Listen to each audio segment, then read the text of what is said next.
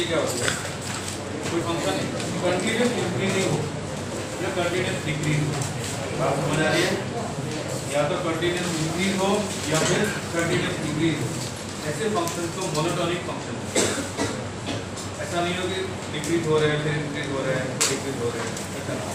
या तो continuous increase हो रहा है और कंटिन्यूस डिक्रीज, तो ऐसे फंक्शन को हम मोनोटोनिक फंक्शन। क्लियर है? अब इंक्रीजिंग फंक्शन क्या होता है? इंक्रीजिंग फंक्शन का मतलब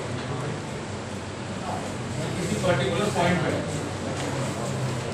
point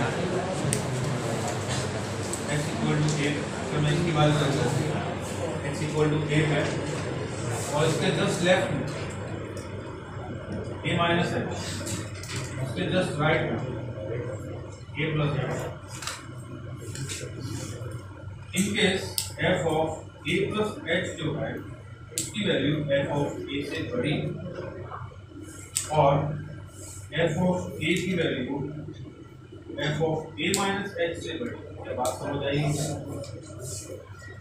f of a plus h, x equal to a plus h पे फंक्शन की वैल्यू जो है ये वैल्यू यहाँ पे है, इधर वैल्यू यहाँ पे है, इधर वैल्यू यहाँ पे।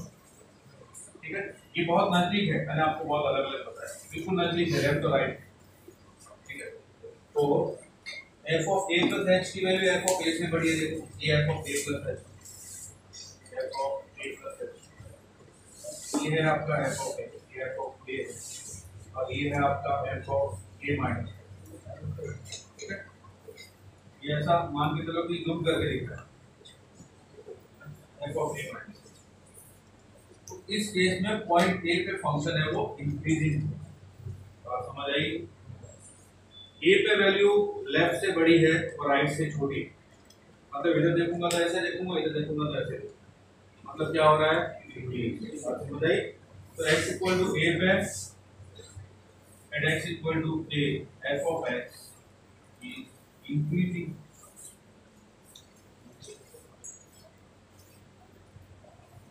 यार डिक्रीजिंग की बात करें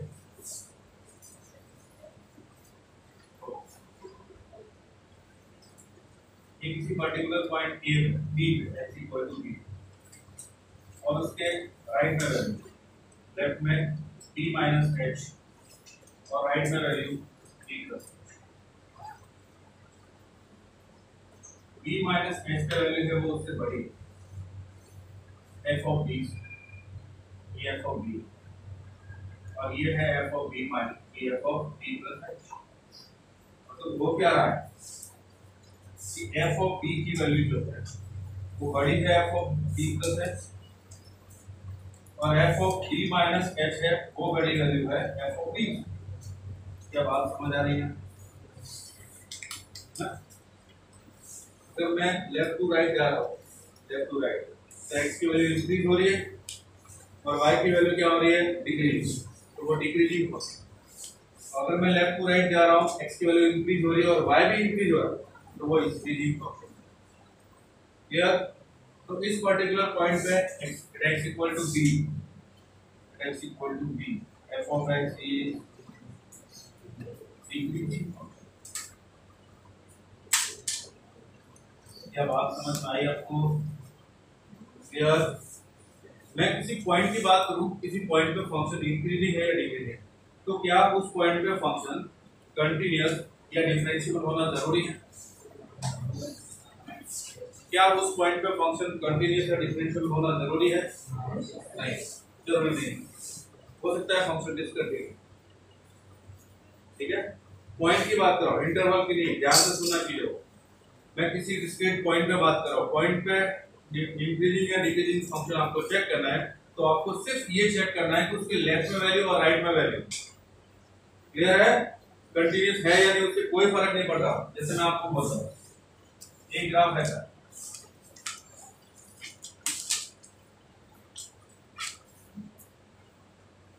ये फंक्शन a पे कैसा है?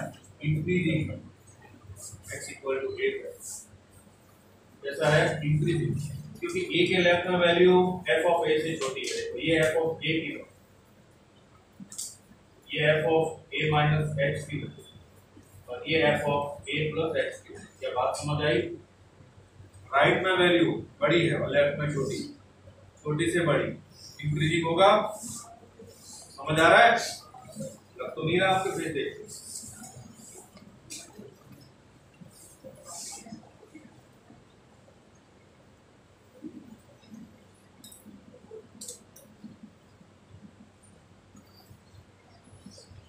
ये कैसा फंक्शन है कोई बता सकता है? x इक्वल टू सी है, इसका नाम सी है, x equal to C. Increasing है या डिक्रीजिंग है?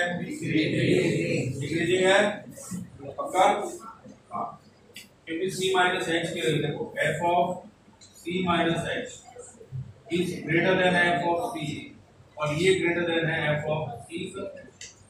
देखो मैं लेफ्ट टू राइट जा रहा हूँ तो वैल्यू डाउन होती जा रही है। बात समझ आ रही है? डाउन हो रही है ना? ये कैसा फंक्शन हुआ? नहीं समझ आ रहा? कुछ भी समझ में नहीं आ रहा?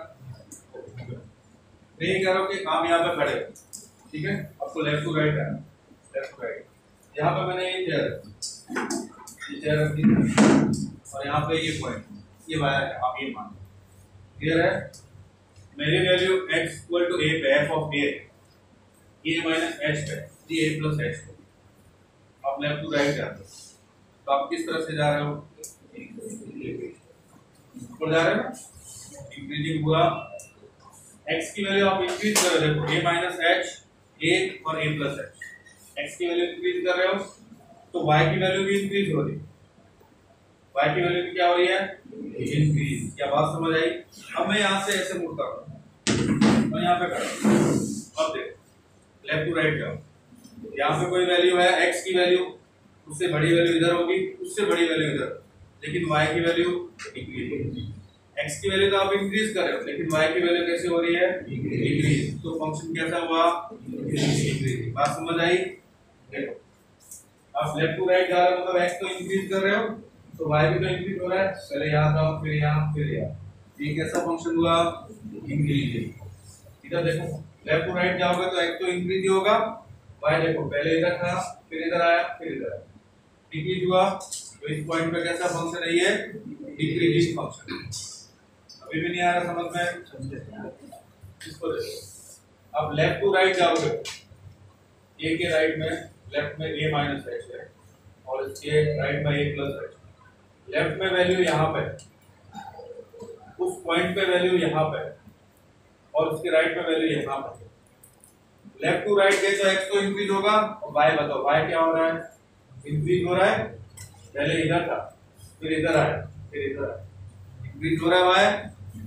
x इंक्रीज होने पे y भी इंक्रीज हो तो कैसा फंक्शन होता है? इंक्रीज। इधर देखो पहले पॉइंट इधर फिर इधर, ये c माइनस h पे f ऑफ c माइनस, ये f ऑफ c पे और ये f of c plus h। याद अब c माइनस h से बड़ा c है और c से बड़ा f of c plus. Clear? c minus h से बड़ी वैल्यू c होगी और c से बड़ी वैल्यू c प्लस है। तो देखो x इंक्रीज हो रहा है, c माइनस h से c गया, c से c प्लस h गया, इंक्रीज हो रहा है। लेकिन y क्या हुआ? पहले यहाँ पे था फिर यहाँ आया फिर यहाँ, इंक्रीज हुआ। तो x इक्वल टू c पे फंक्शन कैसा होगा? f of x is decreasing function. जब बात समझ आई, ठीक है? अब डिफरेंशिएबिलिटी देखो। किसी पर्टिकुलर पॉइंट पे फंक्शन के इंक्रीजिंग या डिक्रीजिंग होने के लिए फंक्शन का डिफरेंशिएबल होना जरूरी नहीं, ना तो उसका कंटीन्यूअस होना जरूरी है ना ही डिफरेंशिएबल होना जरूरी है। सिर्फ उसके लेफ्ट और राइट की वैल्यू आपको चेक करनी है और उस फंक्शन पे वैल्यू चेक करनी है। बात समझ आ रही है? अब मुझे बता, जैसे मैंने बोला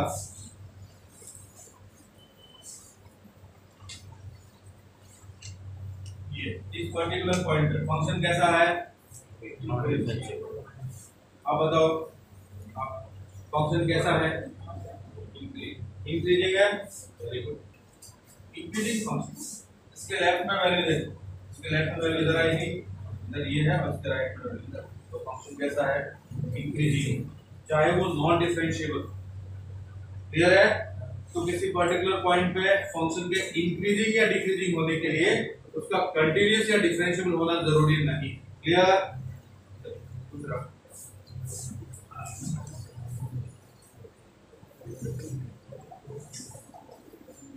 ये फंक्शन कैसा?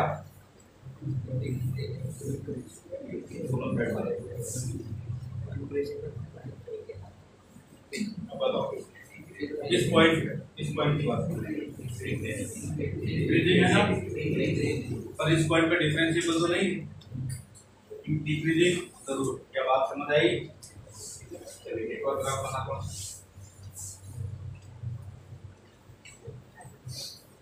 इस पर्टिकुलर पॉइंट पे कौन बताएगा इंक्रीजिंग है डिक्रीजिंग? नाइदर इंक्रीजिंग और डिक्रीजिंग, इंक्रीजिंग भी नहीं और डिक्रीजिंग। बात समझ आई? अगर ये केस बनता f of a minus h equal to f of a plus h, तो ये फंक्शन ना ही तो इंक्रीजिंग होगा और ना ही। बात समझ आई? ये पूरे कॉन्सेप्ट के अंदर आप में से किस चीज को क्या क्या समझ में नहीं आया, वन बाय वन डाउट पूछ लीजिए। है किसी को डाउट? ये पहले ग्राफ बना फिर मैं आपको चैलेंज। अब बस ये ध्यान रखना कि उस पॉइंट पे फंक्शन डिफाइन जरूर होना चाहिए। इस कंडीशन से तो जाएगा, डिफाइन जरूर होना चाहिए। डिफाइन नहीं है तो फिर इंक्रीजिंग या डिक्रीजिंग नहीं होगा।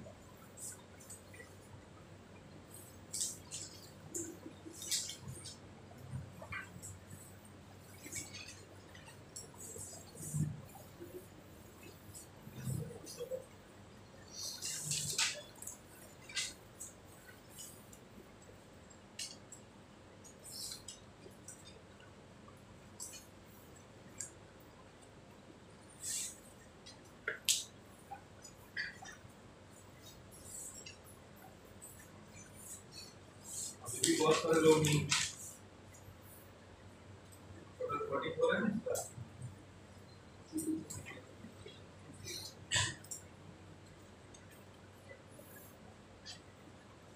आते क्यों नहीं थे तुम लोग?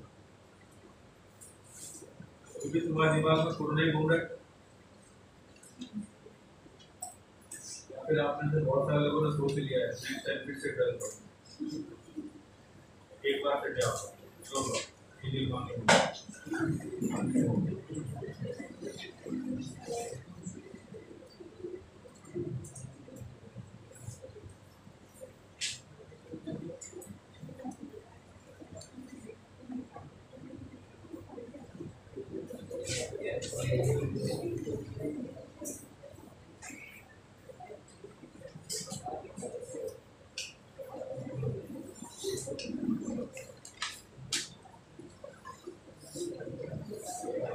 अब मैं सारी आपको डेफिनेशन लिखवा दो, बना दिया आप लोगों ने graph?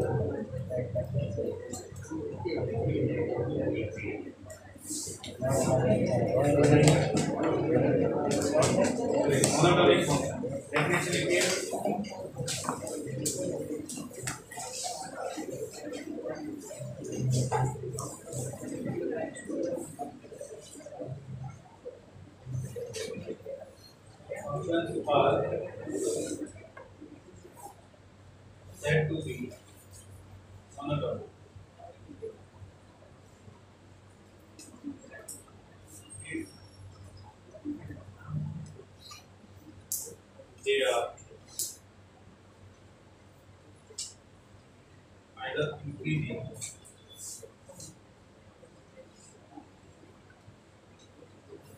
or decreasing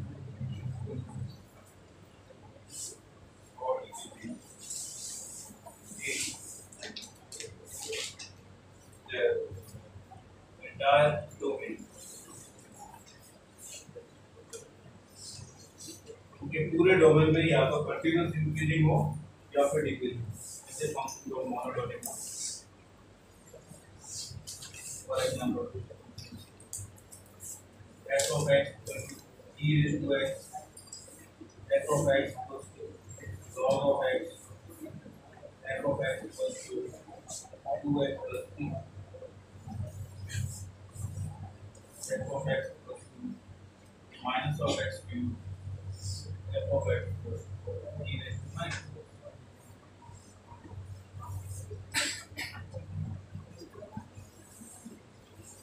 e raised to x का ग्राफ इस तरह का होता है, ये increasing function. log of x का ग्राफ इस तरह का होता है, ये increasing function. 2x plus 3 polynomial minus 3/2 एक लाइन है, ये इंक्रीजिंग। दूसरा माइनस ऑफ एक्स क्यूब का ग्राफ ऐसा होता है, और e raise to minus x का, ये दोनों ग्राफ कैसे है, डिक्रीजिंग। ये तीनों इंक्रीजिंग ग्राफ है, ये दोनों डिक्रीजिंग ग्राफ है। तो ऐसे फंक्शन को हम लोग मोनोटोनिक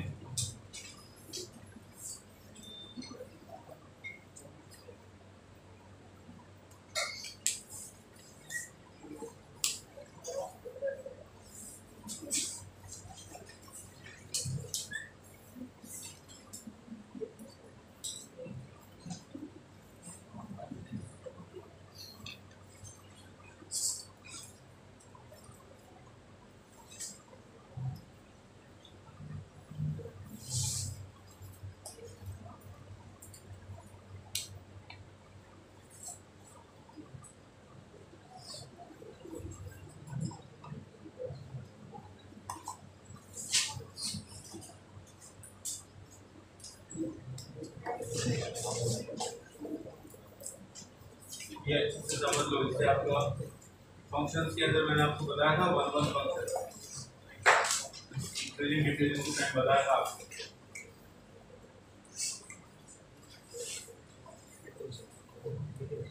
जब फंक्शन मोनोटोनिक है तो कैसा होता है वो 1 फंक्शन।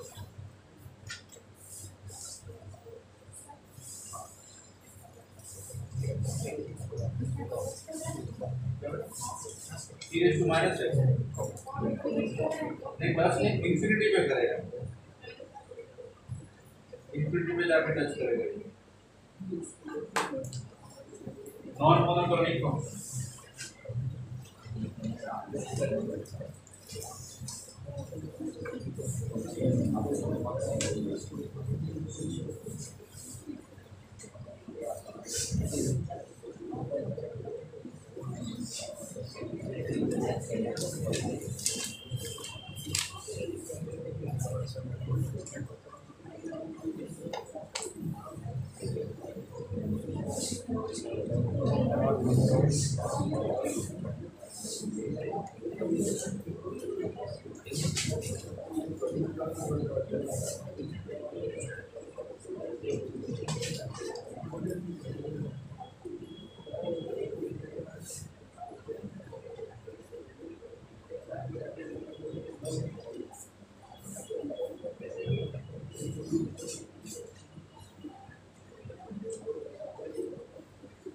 ऐसे फंक्शन जो इंक्रीजिंग भी और डिक्रीजिंग भी दोनों ही डोमेन के अंदर वो नॉन मोनोटोनिक होगा।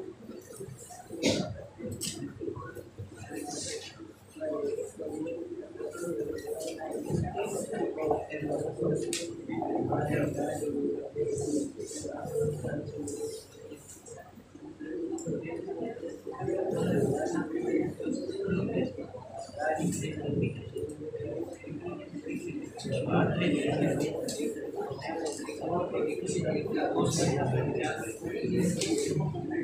example, sin x.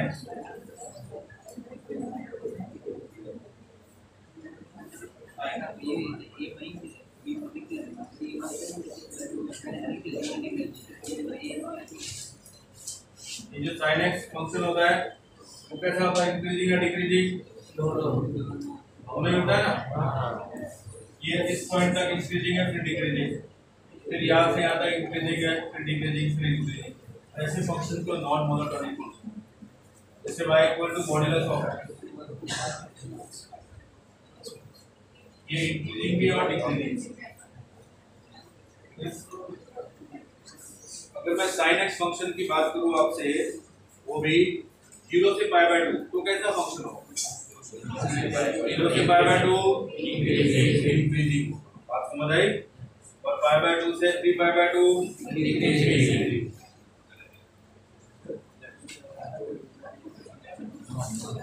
मैं कुछ यहाँ पे ग्राफ बनाता हूँ, फिर मैं आप में से 1 बाय 1 पूछता हूँ कि वो उस पॉइंट पे कैसा होगा, इंक्रीजिंग हो या डिक्रीजिंग।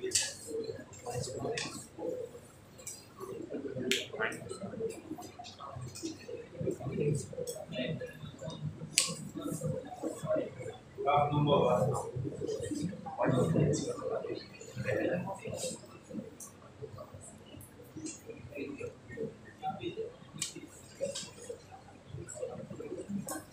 नंबर 2, ये पॉइंट जो है वो है x equal to a। Graph number 3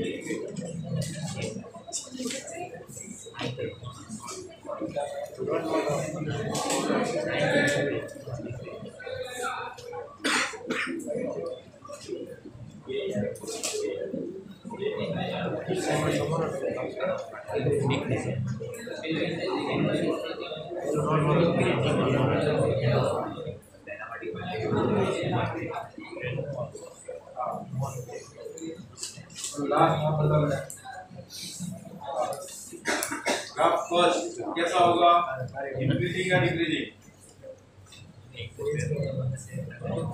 increasing है x इक्वल टू a का या डिक्रीजिंग?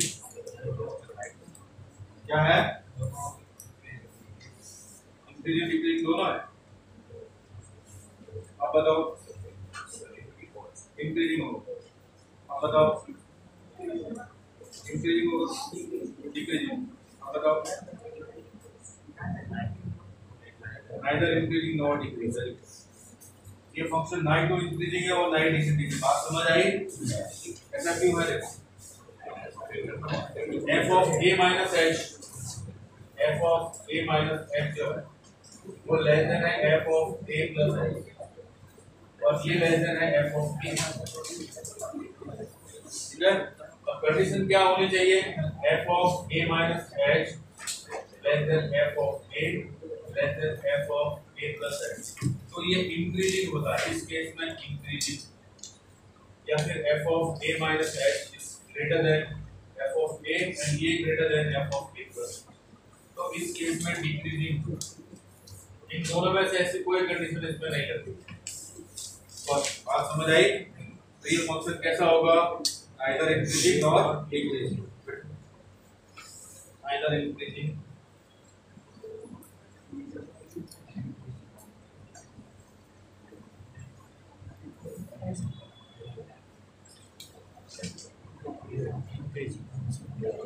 किसी को डाउट? नो डाउट, आप बताओ। नहीं, इंक्रीजिंग या डिक्रीजिंग? डिक्रीजिंग पक्का, तो सही बोला है। बोला ये डिक्रीजिंग है, सेकंड वाला इंक्रीजिंग होगा। आपको पता जाए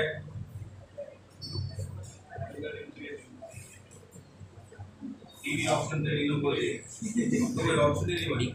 लास्ट आप बताओ, डिक्रीजिंग इंक्रीजिंग इंक्रीजिंग मैंने बोला इंक्रीजिंग तेरा दोनों इंक्रीजिंग और जवाब बता बेटा ये ग्राफ कैसा है इंक्रीजिंग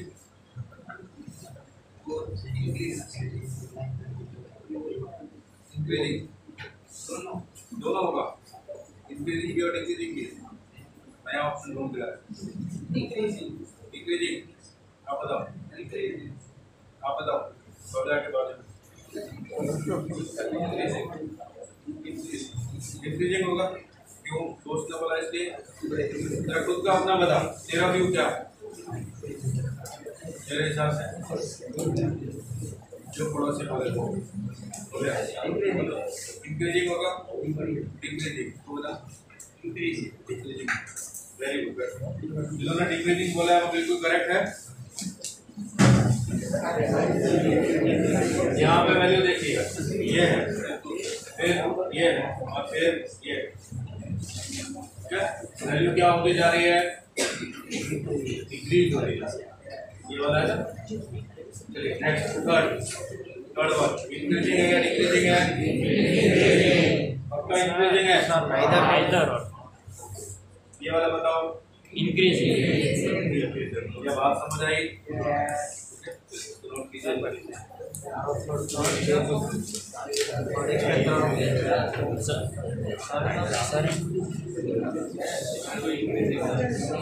पर ये क्या सर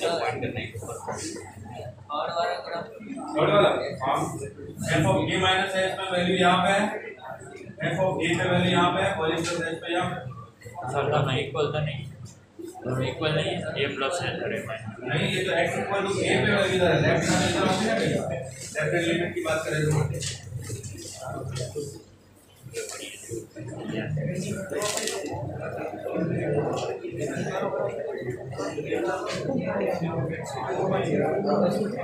सर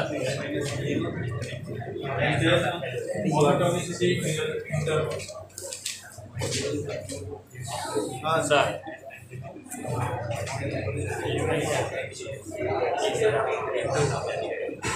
तू बता पता ही नहीं चला इस पर्टिकुलर पॉइंट के लिए लेफ्ट में कोई ना कोई तो फंक्शन होना चाहिए ना वैल्यू इसके लेफ्ट में क्या है कुछ नहीं लेफ्ट में कोई ना कोई वैल्यू होनी चाहिए तो उस पॉइंट पे बता इसके राइट वाले जितने पॉइंट हैं सभी के लिए बता सकते इस पॉइंट के लिए नहीं बना F of A minus H होना चाहिए एफ ऑफ एल और एफ ऑफ ए प्लस तीनों है तो फिर कंपेयर करके बता सकते तीनों चाहिए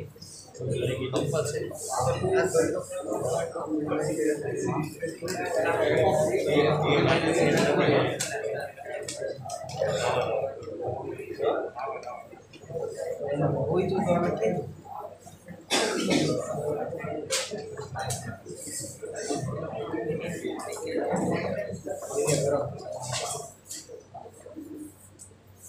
मैं समझ सकता हूँ बहुत दिनों बाद मिले हो बहुत सारी बातें इकट्ठी हुई होगी कंट्रोल नहीं कर पा रहे हो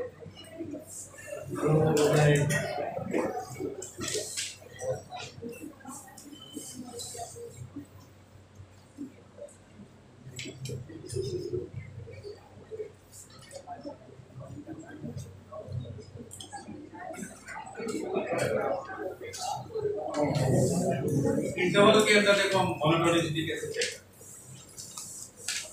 इंक्रीजिंग ग्राफ इस तरह का होना चाहिए ये होता है इंक्रीजिंग ग्राफ ठीक है स्ट्रिक्टली इंक्रीजिंग ये होता है ओनली इंक्रीजिंग ग्राफ ये होता है डिक्रीजिंग ग्राफ स्ट्रिक्टली डिक्रीजिंग और ये होता है इन दोनों में डिफरेंस क्या है इसको बोलते हैं स्ट्रिक्टली इंक्रीजिंग ग्राफ ये होता है इंक्रीजिंग ग्राफ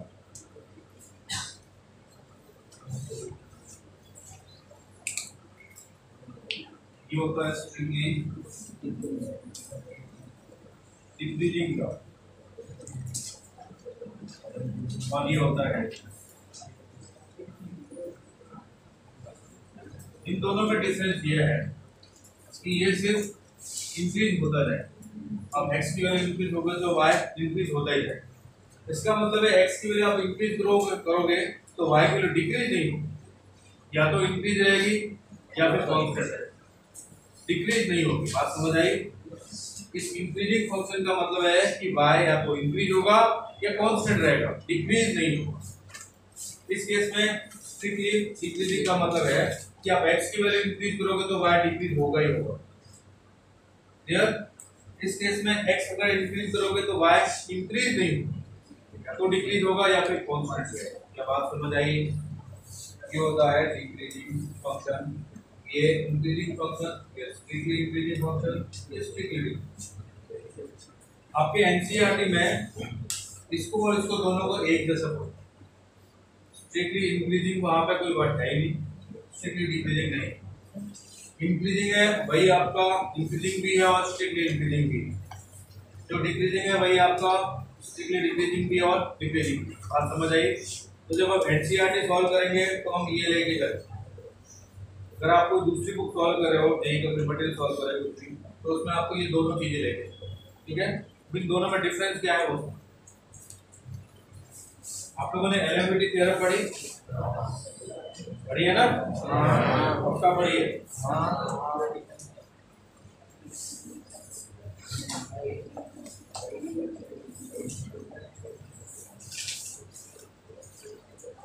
देखो ये ग्राफ है, इंक्रीजिंग ग्राफ, ये x1 और ये x2। क्लियर? x1 और x2 है, तो x1 का फंक्शन की वैल्यू f ऑफ x2 का फंक्शन की वैल्यू, ठीक है? अब मुझे बताओ क्या f ऑफ x2 जो है वो greater than f of x1 है? तो f of x2 minus f of x1 greater than 0 होगा? क्या x2 is greater then x1 है? तो x2 minus x1 greater than 0 होगा? तो ये दोनों ही वैल्यू पॉजिटिव है। दो पॉजिटिव का रेशियो क्या होता है? वो भी यस होता है। तो पॉजिटिव क्वांटिटी का रेशियो पॉजिटिव। क्लियर? अब देखो f of x2 minus f of x1 upon x2 minus x1 ये पॉजिटिव है, और एलएमटीटी थ्योरम से ये तो किसके इक्वल होता है? f डैश c के इक्वल होता है ना, where c belongs to x1 to x2। पढ़ा है ना ये तो? अगर ये दोनों का रेशियो पॉजिटिव है तो f डैश c भी पॉजिटिव। तो अब हमें अगर पता करना हो कोई फंक्शन x1 से x2 तक कैसा है तो उसका डिफरेंशिएशन कर लो, और उसके बीच में जितने पॉइंट सभी पॉइंट्स पे क्या होना चाहिए? पॉजिटिव। तो फंक्शन कैसा होगा? तो f of x is increasing in x1 to x2 if f dash x is greater than 0 in x1 to x2। ये बात किस चीज को समझ में नहीं है? किसी इंटरवल में फंक्शन का डेरिवेटिव अगर पॉजिटिव है तो वो फंक्शन कैसा होगा? Increasing function. और इंक्रीजिंग में कैसा? Strictly increasing. और समझ आई? ये स्ट्रिक्टली इंक्रीजिंग की बात करनी।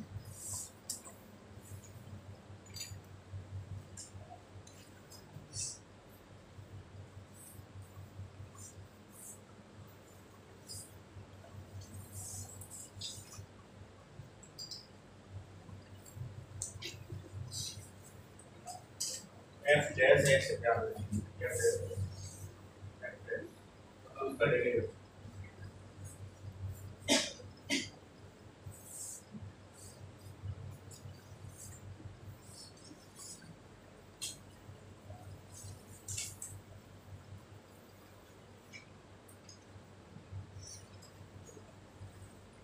अच्छा। अब मुझे बताओ कि जब हम इंटरवल में चेक करेंगे मोनोटोनिसिटी, तो क्या उस इंटरवल के अंदर किसी पॉइंट पर फंक्शन डिसकंटिन्यू हो सकता है या नॉन डिफरेंशिएबल हो सकता है? नहीं हो सकता, क्योंकि अगर ऐसा हुआ तो f डैश c फाइल कैसे करोगे? ठीक है?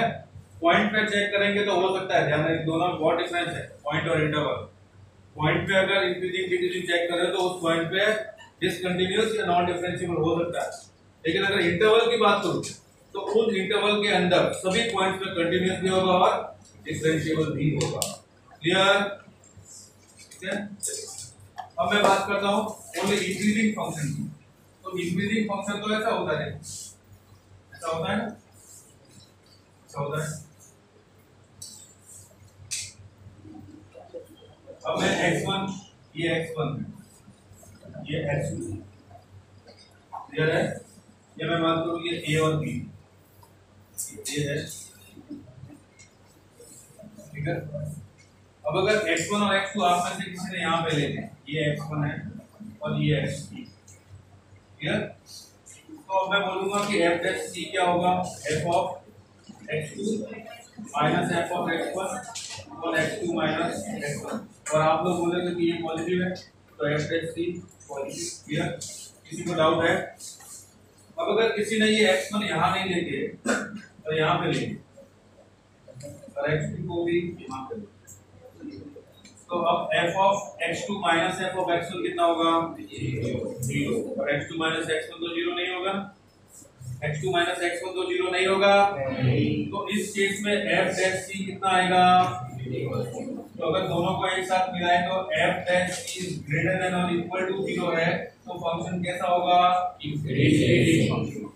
कुछ पॉइंट्स ऐसे हो सकते हैं जहां पे ये 0 आ जाए, क्योंकि वहां पे वो x एक्सिस के पैरेलल हो। बात समझ आई? For increasing function f dash x greater than equal to 0 in a to b, इन दोनों में आपको चेक करना है।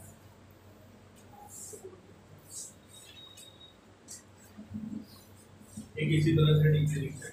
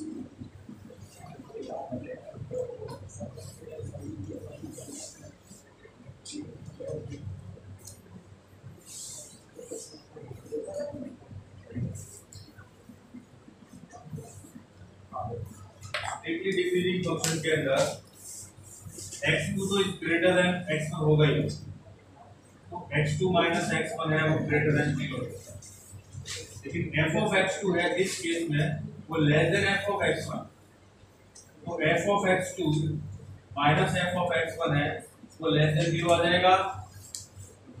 समझ आया क्या?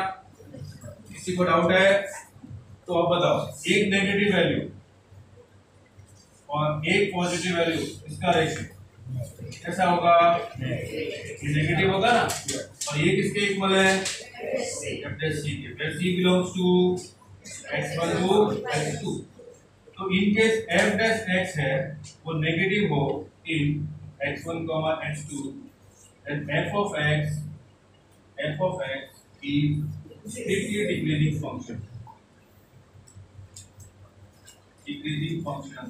in x1, x2। क्या ये बात समझ आई आपको?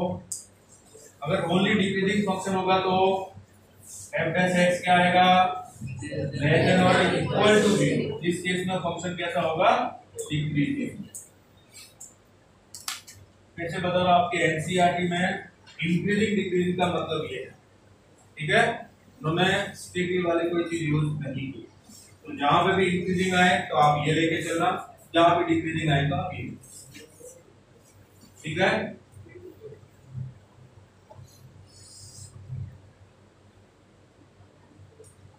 इसका ग्राफ ऐसा होगा, तो ये इंटरवल हो गए तो एफ डैश एक्स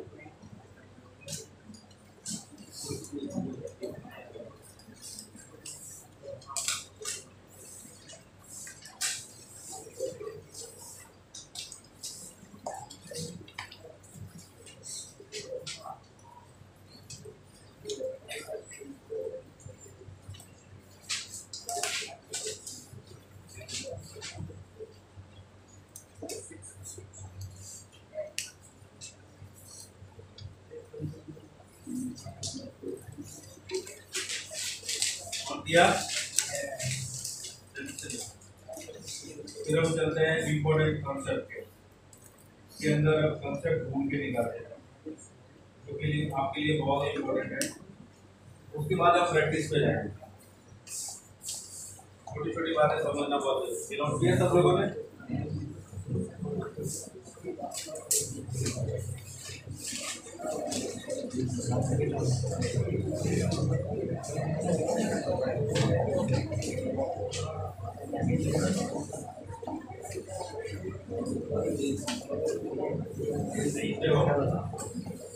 किसी कांस्टेंट फंक्शन का आपको डेरिवेटिव पूछा जाए तो आप क्या बोलोगे कि जीरो होता है।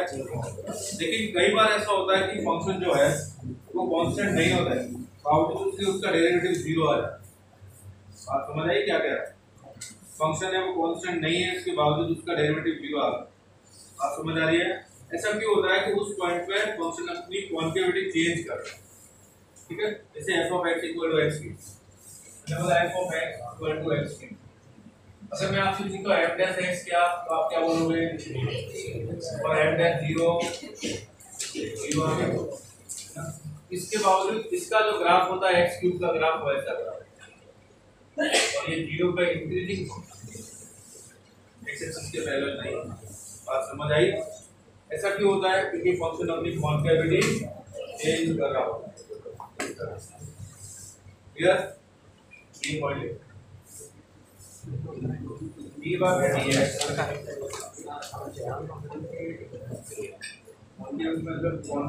कॉन्केव डाउन के लिए पता आपको? पता है। कॉन्केव क्या होता है? नीचे से कॉन्वेक्स। ये कॉन्केव डाउन है, ये कॉन्केव अप। तो ये वाला ग्राफ पहले ऐसा कॉन्केव डाउन, फिर कॉन्केव अप होता है, तो कॉन्केविटी चेंज कर दी जिस पॉइंट पे, उस पॉइंट को बोलते हैं point of inflection.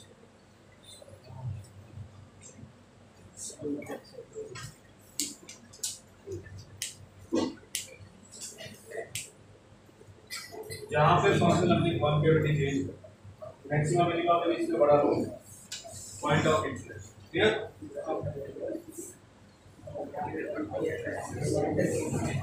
dx some point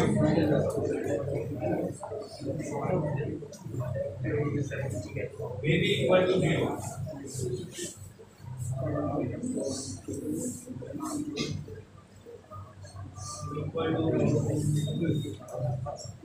But f(x)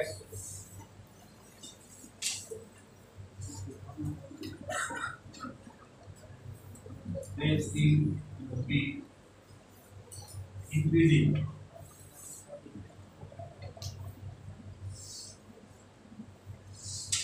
At x = 3.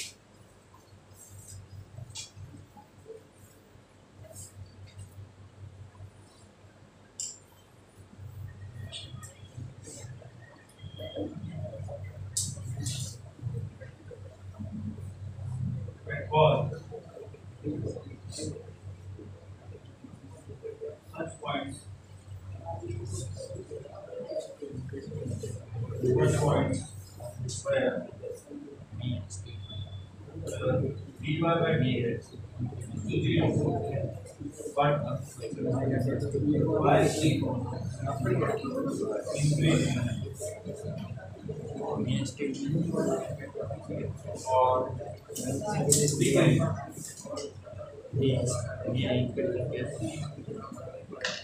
और decreasing unknown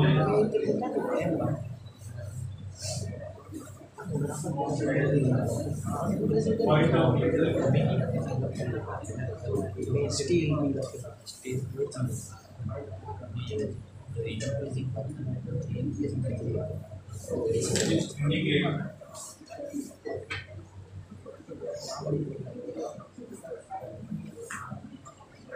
indicate change of concept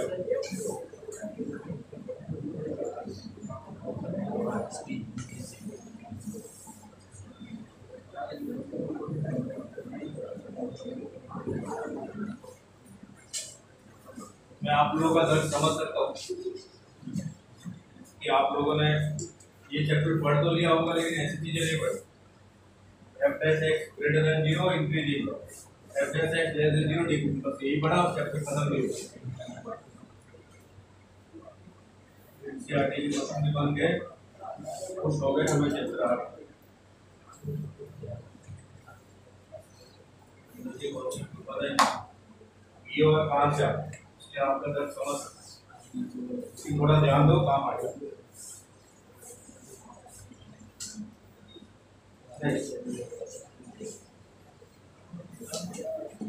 next point देखिए,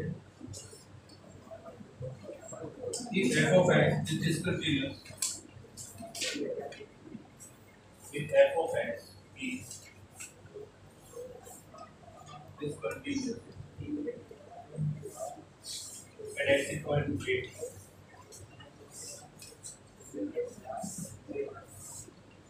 then x equal to a is point of maxima और minima। ये क्या सिचुएशन, मान लो ये कोई ग्राफ, ये ग्राफ ऐसे जा रहा है ऐसे, और इस पर्टिकुलर पॉइंट पे ये डिस्कंटिन्यूअस की वैल्यू यहाँ, इस पर्टिकुलर पॉइंट पे इसकी वैल्यू यहाँ, तो इस पॉइंट पे अगर आपसे बोला जाएगा कि ये ग्राफ तो इस पर्टिकुलर पॉइंट पे बताओ इंक्रीजिंग है या डिक्रीजिंग है, इंटरवल की बात करूँ तो मैं बोलूंगा कि इस पॉइंट पे मैक्सिमम, बात समझ आई?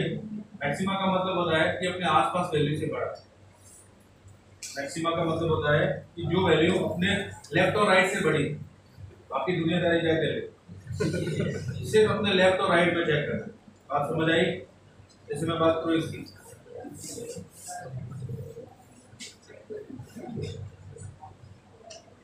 अब इसकी वैल्यू इससे तो छोटी है, फिर भी इसको मैक्सिमम बोलेंगे, इसको मिनिमम, क्योंकि सिर्फ अपने लेफ्ट और राइट में देखना है, आसपास में देखना है। ये अपने आसपास से बड़ा है तो मैक्सिमम, ये अपने आसपास से छोटा है तो मिनिमम। ओवरऑल क्या है उससे मतलब नहीं। बात समझ आई? तो इसकी वैल्यू अपने आसपास से कैसे बड़ी है तो ये मैक्सिमम। अगर डिसकंटिन्यू होता है, इंटरवल की बात कर रहा हूं, फिर से बता रहा हूं, इंटरवल के अंदर किसी पर्टिकुलर पॉइंट पे फंक्शन डिसकंटिन्यू तो उस पॉइंट पे या तो मैक्सिमा बनेगा या फिर minimum. Clear?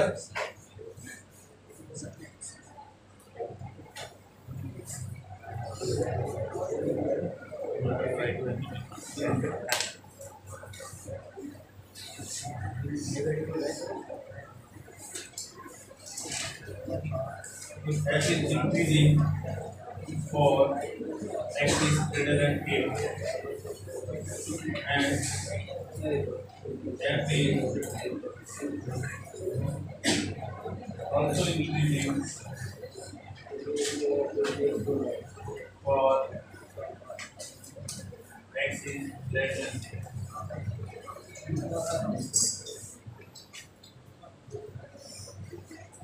Then f is also increasing